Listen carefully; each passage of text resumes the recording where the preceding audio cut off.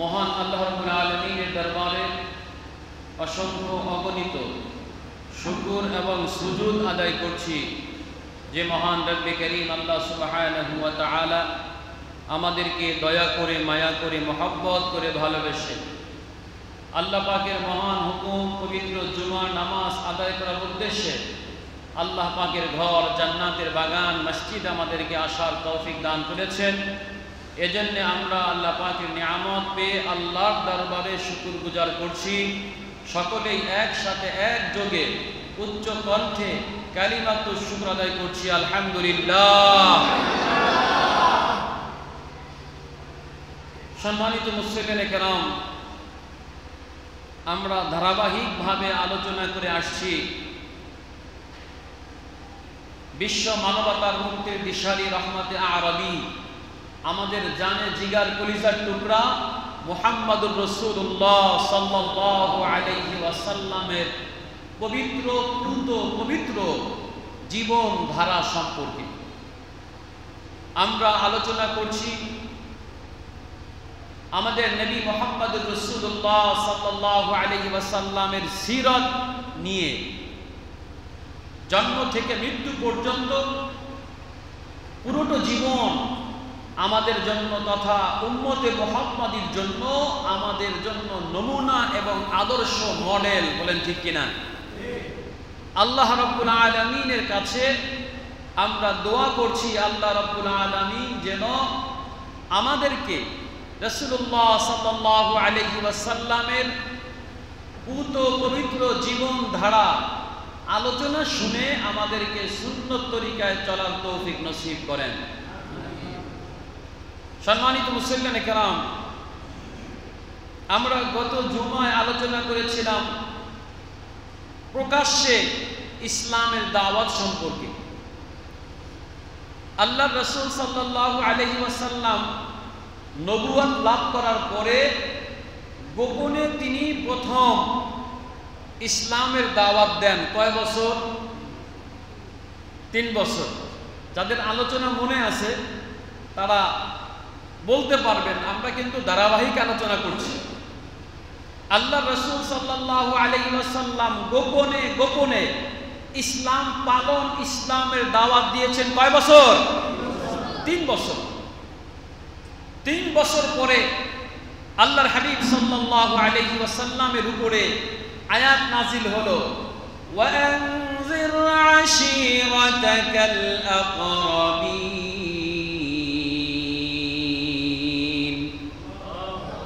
আল্লাহ রাব্বুল আলামিন বললেন, হে আমার হাবিব, হে আমার দোস্ত, ওয়ানজির আশীরাতাকাল আকরাবিন, আপনি আপনার নিকটতম লোক, নিকট আত্মীয়, নিকটতম লোকদেরকে ভীতি প্রদর্শন করুন। জাহান্নামের ভয় দেখান, আমার আযাবের ভয় দেখান, আমার দিকে ডাকুন আপনার নিকটবর্তী লোকদেরকে, আপনার আত্মীয় স্বজন বংশধরকে। আল্লাহ রাসূল সাল্লাল্লাহু আলাইহি ওয়াসাল্লাম এই আয়াত অবতীর্ণ হওয়ার পরে তিনি সাফা পাহাড়ের মধ্যে আরোহণ করে মক্কার প্রত্যেকটা কবিলা বংশ গোত্রকে নাম দাম ধরে ডাকা শুরু করলেন।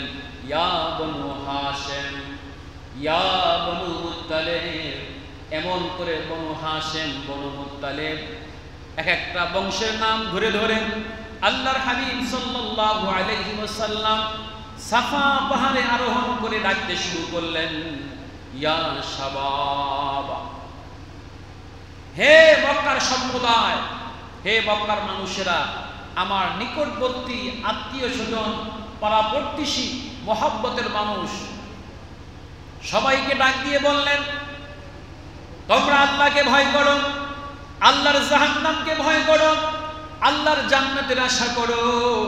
আমি তোমাদের কোনো উপকারও করতে পারবো না, তোমাদের কোনো ক্ষতিও করতে পারবো না।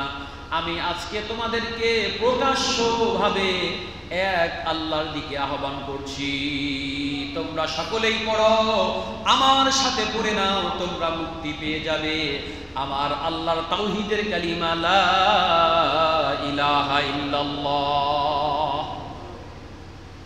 আল্লাহর হাবিব সাল্লাল্লাহু আলাইহি ওয়াসাল্লাম এই কালিমার দাওয়াত দিতে শুরু করলেন।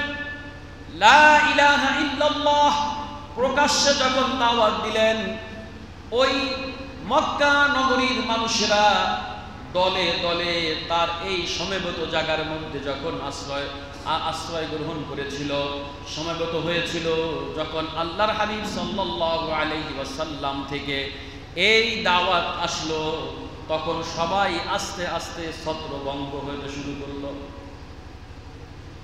কেউ কোনো কথা বলছে না।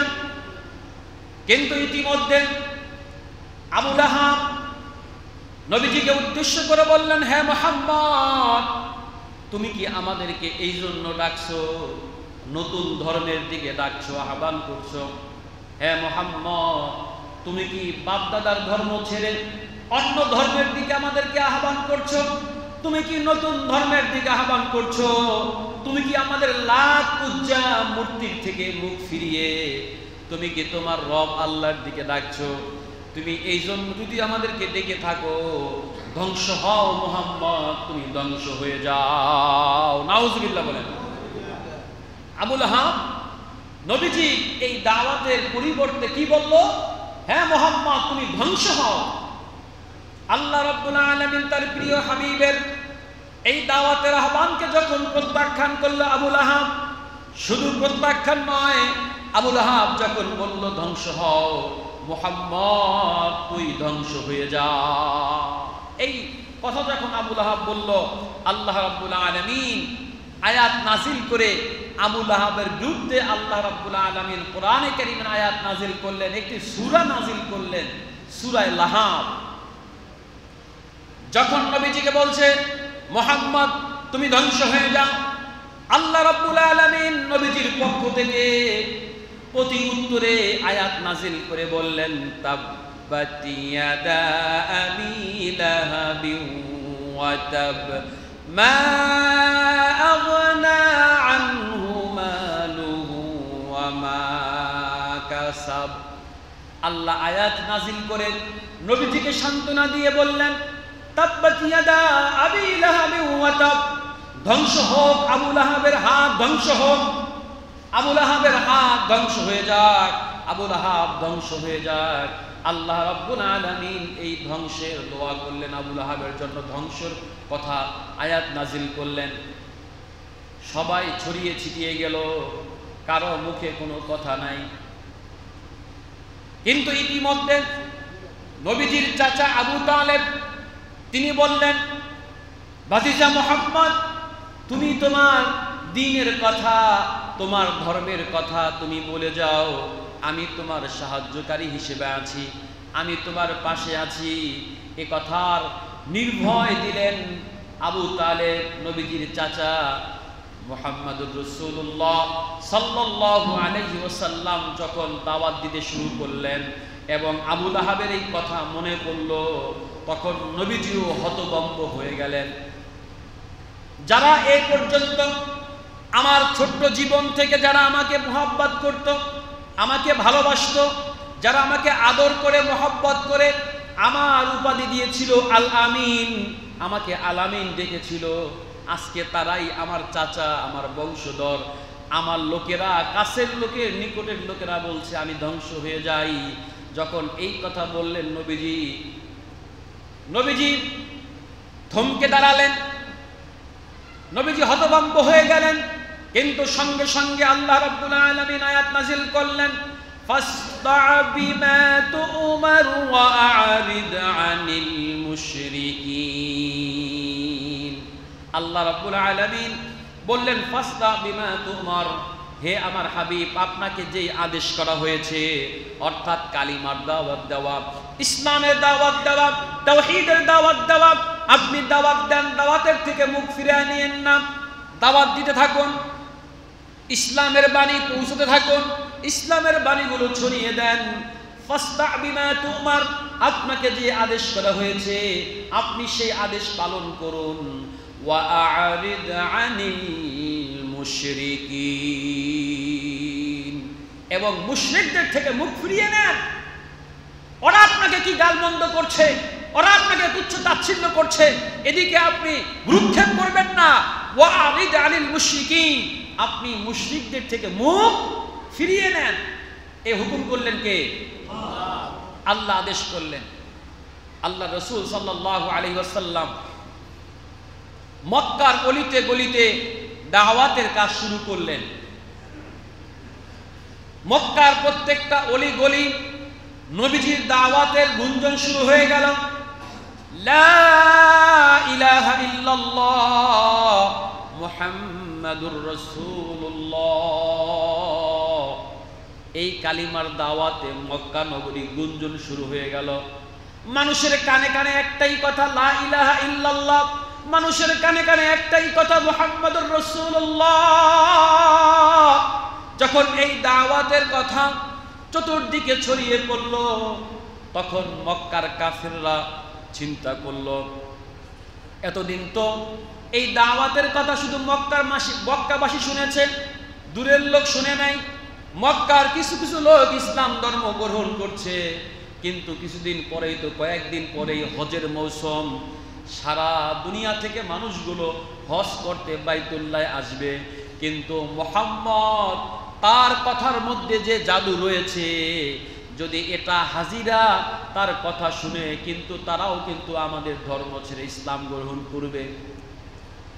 এমন একটা চিন্তার ভাঁজ পড়ে গেল মক্কার কাফেরদের কপালের মধ্যে, যে হাজিদেরকে কিভাবে মুখ ফিরিয়ে রাখা যায়, কিভাবে হাজিদেরকে এই মুহাম্মদ সাল্লাল্লাহু আলাইহি ওয়াসাল্লাম থেকে ফিরানো যায়। তখন তারা মক্কার লোকেরা সবাই মিলে ওয়ালিদ ইবনে মুগীরার কাছে গেল, গিয়ে বলল, হে আমাদের নেতা, হে আমাদের সর্দার, আপনি ভালো করেই জানেন যে মুহাম্মদ নতুন এক ধর্মের কথা বলছে, মুহাম্মদ এক আল্লাহর দিকে দাওয়াত দিচ্ছে, আমাদের লাত উজ্জা মূর্তির বিরুদ্ধে কথা বলছে। কিছুদিন পরেই হজের মৌসুম শুরু হবে। এখন এই হজের মৌসুমে মানুষ যেন তার থেকে মুখ ফিরে নেয়, এই জন্য আমাদেরকে একটা বুদ্ধি শিখাইয়া দেন। কি শিখাইয়া দেন? কথা শুনেন না? বুদ্ধি শিখাইয়া দেন। একটু কষ্ট করে বলবেন, আমাদেরকে একটা বুদ্ধি শিখাইয়া দেন। কাফের নেতারা বলল ওয়ালিদ ইবনে মুগীরার কাছে। ওয়ালিদ ইবনে মুগীরা বলল, তাহলে তোমরাই প্রথমে একটা মতামত পেশ করো, তাকে কি বলে মানুষদেরকে তার থেকে ফিরায় রাখা যায়, তোমরা একটা মতামত পেশ করো, আমি শুনি। তখন মক্কার লিডাররা কাফেররা বলতে শুরু করলো যে তাকে আমরা জ্যোতিষী বলবো। সে একটা কি? জ্যোতিষী। সে একটা কি? জ্যোতিষী। যারা বাহির থেকে হজ করার জন্য মক্কায় ঢুকবে, আমরা তাদেরকে আগে থেকে বলে দিব যে আমাদের মক্কার মধ্যে কিন্তু একজন জ্যোতিষী আছে, তোমরা তার কাছে যাবে না, আমরা এ কথা বলে দিব। তখন ওয়ালিদ ইবনে মুগীরা বলছে, এ কথায় কোনো কাজ হবে না, কারণ আমি চিনি জ্যোতিষী কাকে বলে, জ্যোতিষের অবস্থা কি এটা আমি ভালো করেই জানি।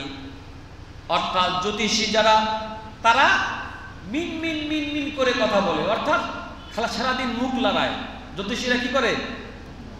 খালি মুখ লড়ায়, আস্তে আস্তে প্যানর প্যানর করে, জ্ঞানের জ্ঞানের করে, মুখ লড়ায়। কিন্তু মুহাম্মদ মুখ লড়ায় কথা বলে না। মুহাম্মদ যা বলে স্পষ্ট কথা বলে, চেঁচিয়ে চেঁচিয়ে জোরে জোরে বলে, লা ইলাহা ইল্লাল্লাহ। মুহাম্মদ জোরে জোরে বলে, ইয়া কওমি কুলু লা ইলাহা ইল্লাল্লাহ তুফলিহুন। মুহাম্মদ জোরে জোরে বলতে থাকে, হে আমার বংশধর, হে আমার কওম, তোমরা বলো লা ইলাহা ইল্লাল্লাহ, তোমরা সফল কাম হয়ে যাবে। অতএব মুহাম্মদ তো বিন বিন করে কথা বলে না, মুহাম্মদ পিন পিন করে মুখ লড়ায় না, মুহাম্মদ যা বলে জোরে জোরে বলে। অতএব তাকে জ্যোতিষী বললে কেউ এটা মেনে নিবে না। সুবহানাল্লাহ বলেন। এরপরে আরেকজন বলল, তাহলে তাকে পাগল বলা যায়। আমরা মানুষদেরকে বলবো যে একটা পাগল। সে যখন পাগল বলবো তার কথা কেউ শুনবে না। কিন্তু ওয়ালিদ ইবনে মুগীরা বলল তাকে পাগলও বলা যাবে না, কারণ পাগলের কাপড় ঠিক থাকে না, পাগলের পোশাক ঠিক থাকে না, পাগল খাওয়া দাওয়া ঠিক মতো করে না, গোসল খানা দানা করে না, যে চলাফেরা উল্টা পাল্টা করে। কিন্তু মুহাম্মদ তার তার শারীরিক গঠন এবং তার কাপড় চোপড় সব ঠিক আছে, অর্থাৎ তাকে পাগল বলিও চালিয়ে দেওয়া যাবে না, এ কথাটাও তোমরা মিথ্যাবাদী হিসেবে সাব্যস্ত হবে। তখন তারা বলল, তাহলে আমরা কি বলবো? আমরা তাকে কবি বলবো, সাহিত্যিক বলবো? সে যে কোরআনে কারিমের আয়াত পড়ে, আমরা বলবো সে তার কবিতা বানায় বানায় বলে, সে একজন কবি, সে একজন সাহিত্যিক। ওয়ালিদ ইবনে মুগীরা বলল, তাকে কবিও বলা যাবে না, সাহিত্যিকও বলা যাবে না, কারণ সে যেই কথা বলে, আমি অনেক কবিকে দেখেছি কবিতা নকল করা যায়, কিন্তু মুহাম্মদ যা বলে তার নকল আমরা করতে পারি না। অর্থাৎ সে যেইগুলো বলে, সে তো কোনো শিক্ষিত লোক না, তারপরও যেইগুলো বলে এইগুলো কোনো পৃথিবীর কোনো কবিতার সাথে এটা সামঞ্জস্য খায় না। সুবহানাল্লাহ বলে। ওয়ালিদ ইবনে মুগীরা বলল, তাকে তোমরা কবি বলবে না, কবিও মানুষ মেনে নিবে না। তখন তারা বলল, তাহলে একটা কাজ করা যায়, তাকে জাদুকর বলা যায়। কি বলা যায়? মুহাম্মদকে জাদুকর বলে চালিয়ে দিব। তখন ওয়ালিদ ইবনে মুগীরা বলে, না না, তাকে জাদুকর বলা যাবে না, কারণ অন্য জাদুকরকে দেখেছি, সেই জাদুকরদের সাথে মুহাম্মদের কোনো মিল নাই।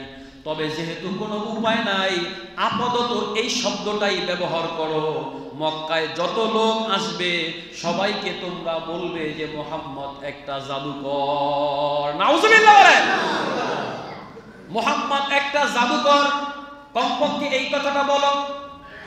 ওয়ালিদ ইবনে মুগীরা সহ কাফেরের নেতৃস্থানীয় লোকেরা তারা বলতে শুরু করলো, ঠিক আছে, মক্কায় ঢোকার যতগুলো রাস্তা আছে, প্রত্যেক রাস্তার মাঝখানে দাঁড়িয়ে যখন হাজিরা মক্কায় প্রবেশ করবে, প্রত্যেক হাজিদেরকে কানে আওয়াজ পৌঁছে দিবা, তোমরা হজ করার জন্য মক্কায় প্রবেশ করতেছ, কিন্তু খবরদার খবরদার, আমাদের মক্কায় কিন্তু একটা নতুন জাদুকর রয়েছে। জাদুকর, তার নাম হলো মুহাম্মদ।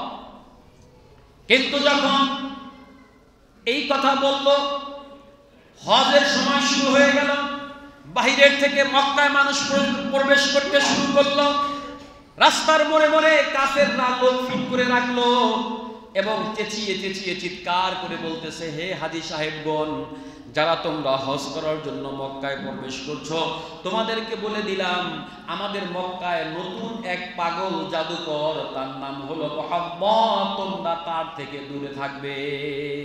নাউজুবিল্লাহ। এখন আল ইনসানু হারিসুম মিম্মা মুনিআ, মানুষকে যেখানে না করা হয় ওইটা মানুষ বেশি করে, ঠিক কিনা বলেন? যদি বিশেষ করে আপনার স্ত্রীর কাছে বলেন যে একটা কথা, একটা সমস্যা অথবা একটা কথা তোমার কাছে বলা যাবে না, এই বলা যাবে না এই কথা বললে যতক্ষণ পর্যন্ত কথা আপনার পেট থেকে না বের করবে ততক্ষণ সে কোনো কাজ করবে না, ঠিক কিনা বলেন? বলো সেই কথাটা কি, সেই কাজটা কি, কি সমস্যা? না বলা যাবে, না বললে আরো বলে যে না বলতেই হবে। অর্থাৎ মানুষ, এটা আল ইনসানু হারিসুম মিম্মা মুনিআ, মানুষের স্বভাব হলো যার থেকে মানুষকে নিষেধ করা হয় মানুষ তার দিকে বেশি ধাবিত হয়, ঠিক কিনা বলেন? যখন এই মক্কার হাজীদেরকে তারা বলল যে মুহাম্মদ একটা জাদুকর, তখন তারা বলল, আসছি যেহেতু মক্কায় হজ করব, আর একজন জাদুকর যেহেতু শুনলাম, তাকে দেখে যাই, তার কথাগুলো শুনে যাই। মুহাম্মাদুর রাসূলুল্লাহ সাল্লাল্লাহু আলাইহি ওয়াসাল্লাম মক্কার এক সাফা পাহাড়ের মধ্যে দাঁড়িয়ে দাঁড়িয়ে নবীজি কোরআনে কারীমের আয়াত পড়েন, তিলাওয়াত করেন। নবীজি কোরআনে কারীমের আয়াত তিলাওয়াত করতেছেন, তখন হাজী সাহেবরা বলে, এইটা কি সেই পাগল, এটা কি সেই জাদুকর? তখন কাফেররা বলে, হ্যাঁ এটাই জাদুকর। মক্কায় যারা হজ করতে আসছে, খোদার কসম আমরা জীবনে অনেক জাদুকর দেখেছি, কিন্তু মুহাম্মদ যেই কথা বলে এইগুলো একটাও জাদুকরের কথা না। নিশ্চয়ই এটা কোনো বড় শক্তি, বড় ক্ষমতাধর কারো কথা, আর সে যেটা বলছে যে আল্লাহ মানে সৃষ্টিকর্তা রব, আমাদের মনে হচ্ছে এটা মুহাম্মাদের বানানো কোনো কথা না এবং মুহাম্মদ কোনো জাদুকর নয়, সে নিশ্চয়ই আল্লাহর পক্ষ থেকে প্রেরিত রাসূল। আমরাও তার সাথে একসাথে মুখ মিলিয়ে আমরাও সেই এক রব আল্লাহ তাআলার প্রতি ঈমান এনে আমরাও পড়ে নিলাম লা ইলাহা ইল্লাল্লাহু মুহাম্মাদুর রাসূলুল্লাহ সাল্লাল্লাহু আলাইহি ওয়াসাল্লাম। অর্থাৎ তারা যেটাকে বাধা দিল মানুষ যেন তার ছোঁয়া না পায়, নবীজির কথা না শুনতে পারে, বাধা দিল, এটা উল্টো হয়ে গেল। আগে হয়তোবা কেউ জানতো না, খুঁজতো না, কিন্তু যখন বললো একটা জাদুকর আছে তখন তারা জাদুকরকে খুঁজে বের করে, অর্থাৎ মুহাম্মদ সাল্লাল্লাহু আলাইহি সাল্লাম খুঁজে বের করে যখন তার সংস্রব গ্রহণ করলো, নবীজির কথা শুনলো, তখন হজ করতে আসা সেই মুশরিকরা তারাও বলতে শুরু করলো, নিঃসন্দেহে তিনি কবি নন, নিঃসন্দেহে তিনি পাগল নন, নিঃসন্দেহে তিনি জাদুকর নয়, তিনি আল্লাহর রাসূল মুহাম্মদুর রাসূলুল্লাহ সাল্লাল্লাহু আলাইহি ওয়াসাল্লাম। এখন মক্কার কাফেররা দেখলো আমরা যা করলাম তার উল্টো হয়ে গেল, হিতে বিপরীত হয়ে গেল, এবং দলে দলে মানুষ ইসলাম ধর্ম গ্রহণ করা শুরু করলো, দলে দলে মানুষ আল্লাহকে রব বলে মেনে নিল, দলে দলে মানুষ মুহাম্মদুর রাসূলুল্লাহ সাল্লাল্লাহু আলাইহি ওয়াসাল্লামকে নবী বলে স্বীকার করে নিল। মক্কার কাফেরদের মাথা গরম হয়ে গেল, কি করা যায়? আমরা ভাবছিলাম তাকে পাগল বলে, তাকে কবি বলে, তাকে জ্যোতিষী বলে, তাকে জাদুকর বলে মানুষকে ফিরায় রাখবো, দিন দিন তো তার দলে মানুষ বাড়তেছে, কি করা যায়? মক্কার কাফেররা একসাথে হয়ে পরামর্শ করলো, হাট লাইনে যাইতে হবে, হাট লাইনে যাইতে হবে। এখন মুখের কথা চলবে না, সোজা আঙ্গুলে ঘি উঠবে না, এখন যারা মুসলমান হবে তাদের উপরে জুলুম আর নির্যাতন শুরু করতে হবে। নাউজুবিল্লাহ। সিদ্ধান্ত গ্রহণ করলো আবু জাহেল যে যারা সম্ভ্রান্ত, মক্কার সম্ভ্রান্ত লোক, যেমন আবু বকর সম্ভ্রান্ত লোক, যারা সম্ভ্রান্ত লোক তাদেরকে তুচ্ছ তাচ্ছিল্য করতে হবে না, রাস্তায় দেখা হলে তুচ্ছ তাচ্ছিল্য করতে হবে, অপমান করতে হবে, তাদের সম্পদ নষ্ট করে দিতে হবে। আর যারা গরিব, দুঃখী, এতিম, মিসকিন, গোলাম, কৃতদাস আছে তাদের উপরে জুলুম করতে হবে। এই সিদ্ধান্ত কাফেররা করলো, ধনীদেরকে, সম্ভ্রান্তদেরকে অপমান করবে, লজ্জা দিবে, আর গরিবদের উপরে জুলুম করবে, নির্যাতন করবে।